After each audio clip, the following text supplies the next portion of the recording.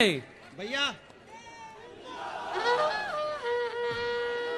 यहाँ पे मुजफ्फरनगर की जमीन पे हम पैर नहीं रखेंगे, हम गाड़ी से यहां से वापसी जाएंगे।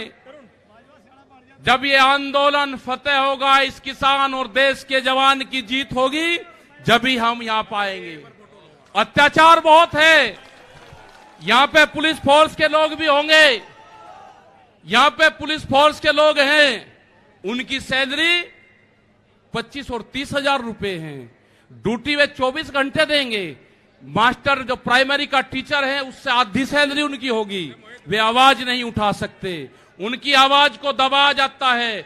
उनका जो क्वार्टर है वो 500-600 फीट में है, उनके क्वार्टर बड़े बड़े हैं, उनकी सैलरी भी टीचर के बराबर उनकी सैलरी हो। वे ड्यूटी देते हैं 24 घंटे। जितने भी सरकारी कर्मचारी हैं, उनकी पेंशन खत्म करोगे। एमपी एमएलए की पेंशन लोगे 2-2, 3-3। कर्मचारियों की पेंशन खत्म करोगे। आप देश में प्राइवेटाइजेशन करोगे तो रोजगार खत्म होंगे।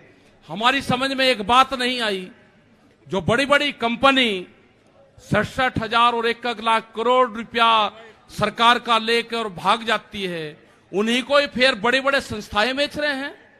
वो पैसा कहां जा रहा है?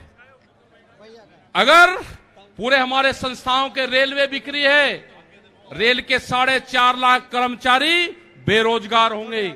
मैंने जो सफाई कर्मचारी है उनसे बातचीत करी, रेलवे के या किसी भी नगर पालिका के हों, 5 और 6 हजार रुपए में वे सफाई कर्मचारी वाल्मीकि समाज के लोग नौकरी करेंगे। यहां पे अगर ठेका पड़ता होगी तो रोजगार जाएंगे।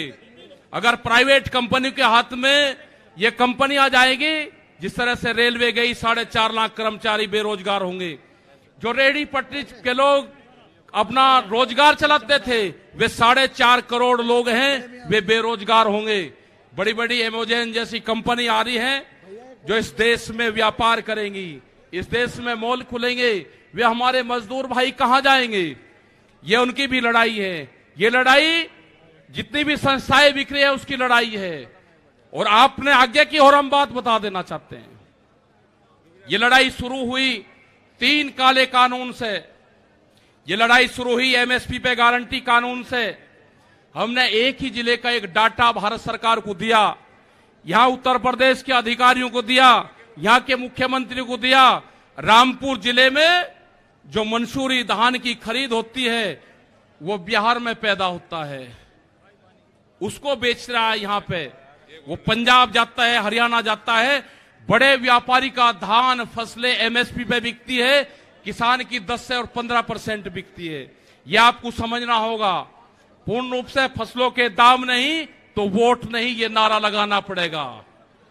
फसलों के दाम नहीं तो वोट नहीं। जब तक इस सरकारों को वोट की चोट नहीं दोगे, ये दोनों बाहरी लोग हैं, इनको यहां से जाना होगा। अमित शाह, मोदी और योगी ये चुनाव जीत का है, ये उत्तराखंड से चुनाव जीत के प्रधानमंत्री बने, कोई ऐतराज नहीं। उत्तर प्रदेश की जमीन से जीत के गुजरात में गुंडागर्दी के दम पे आना हो, वहां पे पुलिस स्टेट है, वहां पे जीत के देश का प्रधानमंत्री बने, कोई ऐतराज नहीं है। लेकिन उत्तर प्रदेश की जमीन पे ये दंगा करवाने वाले लोग हैं, इनको यहां पे बर्दाश्त यहां की जनता नहीं करेगी। ये मिशन